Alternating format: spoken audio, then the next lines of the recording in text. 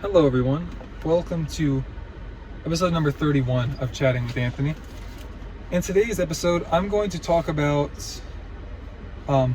sports, more specifically, which sports I believe kids should be playing. So, to start, I am going to say that a kid should play any sport that provides them with a good coach. And I argue that because sports teach children a lot about the hardships of life. My dad even told me he really wanted me and my brother playing sports when we were younger because of that exact reason. My dad is a massive sports fan. And so that definitely, made it easier for him to want me to play sports. But as I got older, I realized he's 100% right. It teaches you about fatigue, like being tired and how to manage that. It teaches you about injuries and how certain movements and how I guess why injuries happen, for example, like making sure that you stretch properly beforehand, making sure that you protect yourself in terms of the way you play. Don't just play all of wild and loose is the best way of saying it, but try to play in a manner that keeps you and the others around you safe. Within reason, of course. Like, you play sports with physical contact, there's going to be a risk, but even sports that really don't require you to contact others at all, like tennis, for example, still a risk. On top of that, heartbreak from wanting to win a game or just wanting to the goal should always be for your team to win, but wanting to perform well in the game and the team losing, and then if you had a good game on top of that, it's obviously you would hope that you're still upset and you're not just completely obsessed with how good you did. But especially if you play poorly in that game that was very crucial for your team, the shame that you feel. I know that I've played really poorly in games that were important for my teams to win, and who knows for sure if it was if I would have played better, we would have won. There's no way to really know that for sure, but I still remember how crappy I felt. I still remember how dejected I felt and how I felt I let down my teammates, and about how the next time we were in a situation like that in my opinion, it was definitively more important the next time it came around, and I played a lot better. So I'm not at all upset about, I'm upset I played poorly still, but all in all, I'm not upset about the experience because it taught me a lesson that was properly utilized later on within that same season. It teaches you sportsmanship. It teaches you that regardless of whether you win or lose, you should always have respect for the other team, and you should show that before the game, throughout the game, with how you play and how you address the other teams. As in, I wouldn't say don't trash talk, because I think trash talk is just a very vague term, but don't insult. Let me put it like that. Don't personally insult. I don't know. Me personally, my style, I don't really like to meaningfully insult someone else's skill, unless when I say meaningfully, I mean if you think somebody's playing poorly in a certain area, if you think their defense is poor, telling them your defense sucks, I don't know why they have you out here, they shouldn't have you on me. I don't agree with that personally. I'm not saying it's wrong of everyone to do that, but that's just me personally. I think it's one thing if you're teasing someone that's on the other team that you know personally, and you want to make a joke about oh man, that's the defense you're going to play, something along those lines. That's a bit different. But and also on top of that, consequences. Think along the lines of,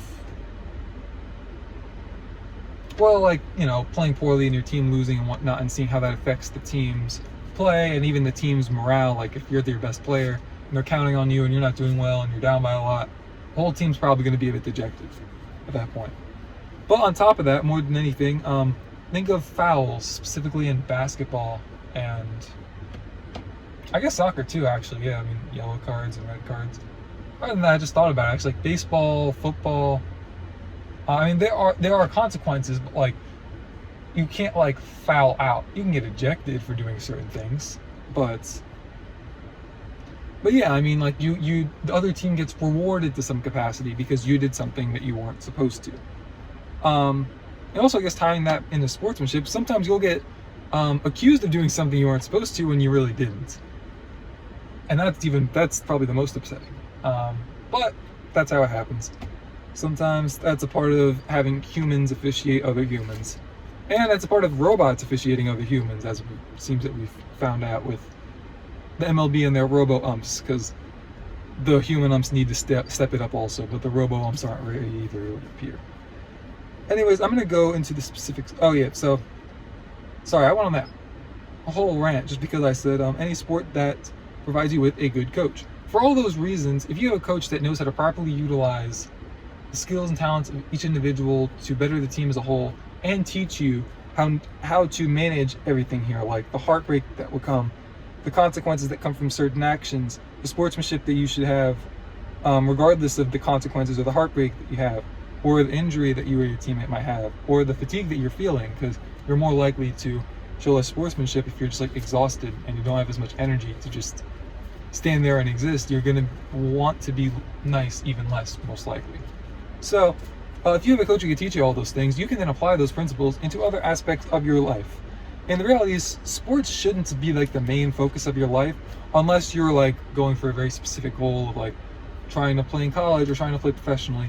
That's another thing. Like that can become like especially nowadays with NIL deals, that can really become like a good income stream. Like that can be how you provide for your family. So if it becomes like a job essentially, to the extent that, not that you like view it as a chore, but to that extent, then it's a bit different. But like if you're just playing like, rec league basketball, you don't actually plan on playing in middle school, you just enjoy it for fun, then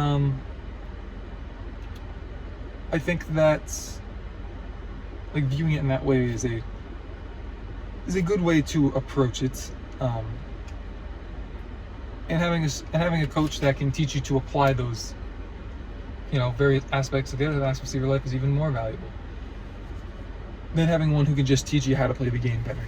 Anyways, the top sport I think kids should be playing. Sorry, it took me a while to get to that point. The top sport I think should be basketball.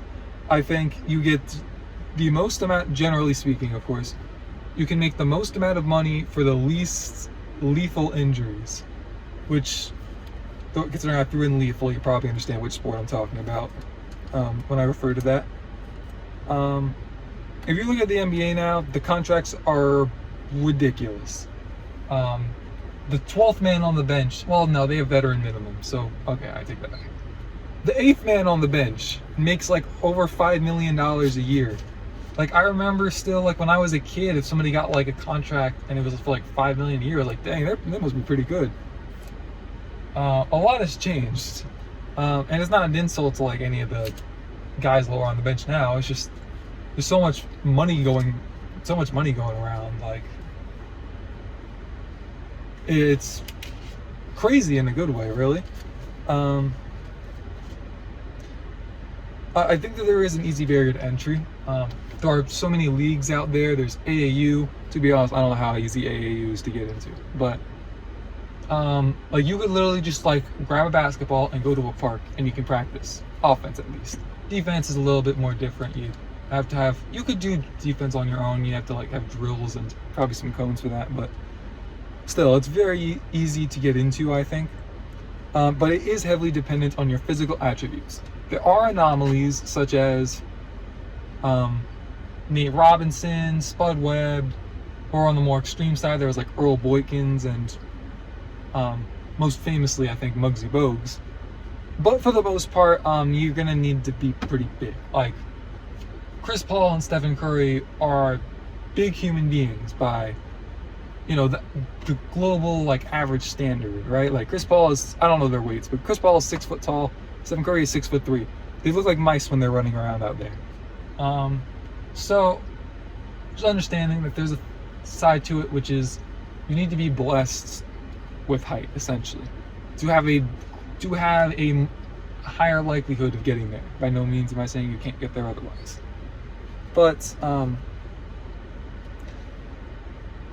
because of that, there are gonna be a lot of people who are gonna have a more difficult time playing and like just getting into college and then getting into the NBA from there.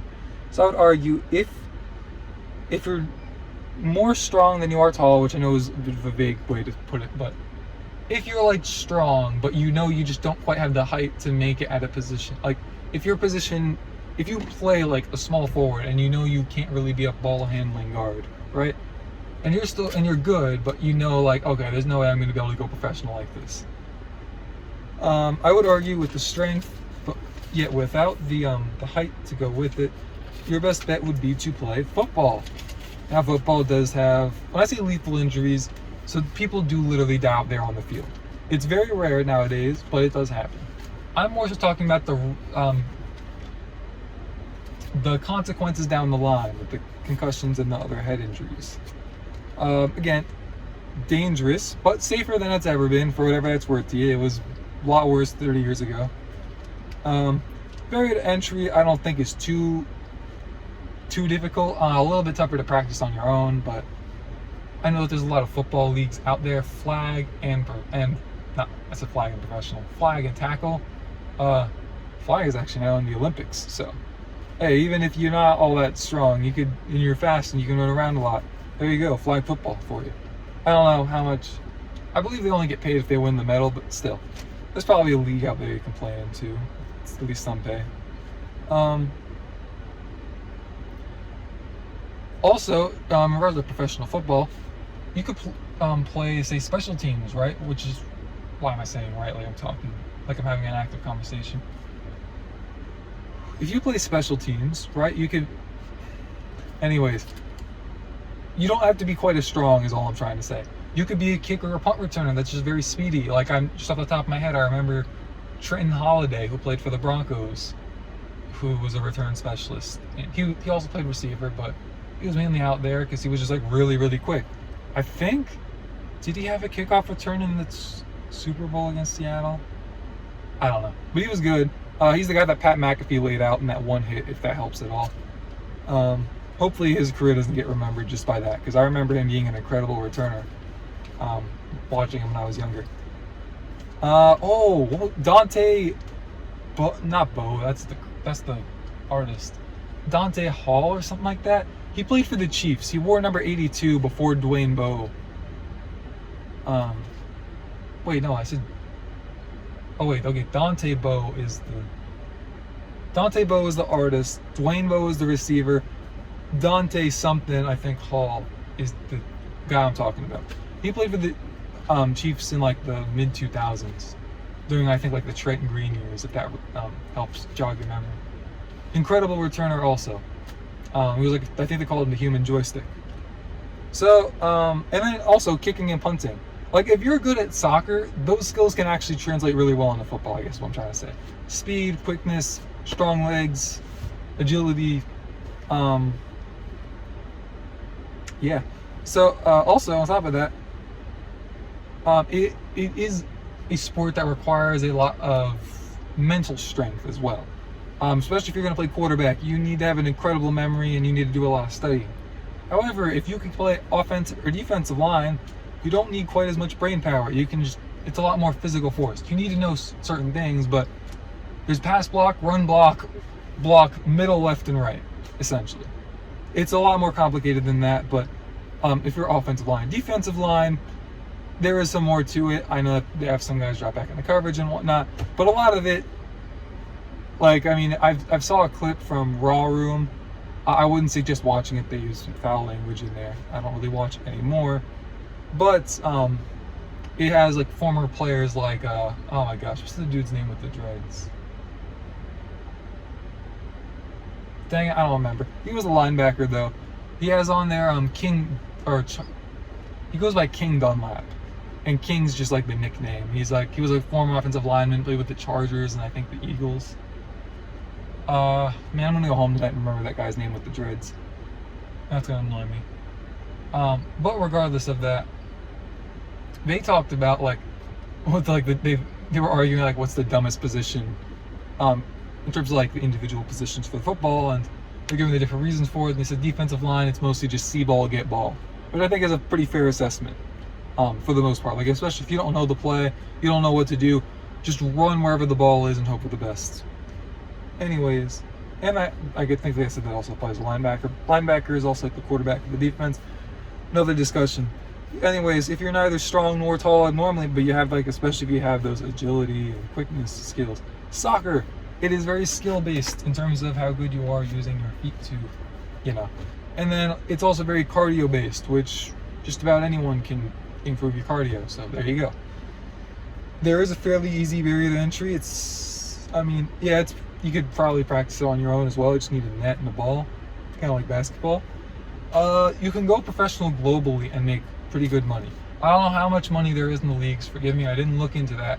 But those foreign leagues are so dang popular. They're broadcasting in the U.S. all the time. I gotta imagine those guys make millions of dollars also. So, and you just have more options. And there are also international, like, games where you get to represent your country that go on all the time. I used to think it was just World and Euro Cup and then friendlies. They have like, what did they just do this summer? Copa? No, Gold Cup. Copa they did at the same time as the Euro Cup last year. This year they did just the Gold Cup. And it wasn't like everyone's like A team. It was like, I can understand that like their B and their C teams, for example. Like I know the US didn't send like Pulisic out there. And I don't know the other guys' names at this point.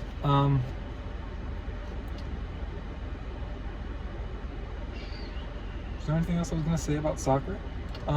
It's pretty fun to play. You gotta have good cardio, and lots of opportunity there. I didn't include baseball in this list, though. Again, it would definitely count in the sports with the good coach category, because the MLB, like in basketball and football. In football, you basically just have NFL. Basketball, you have a lot of leagues, but the NBA is where like the best money is at.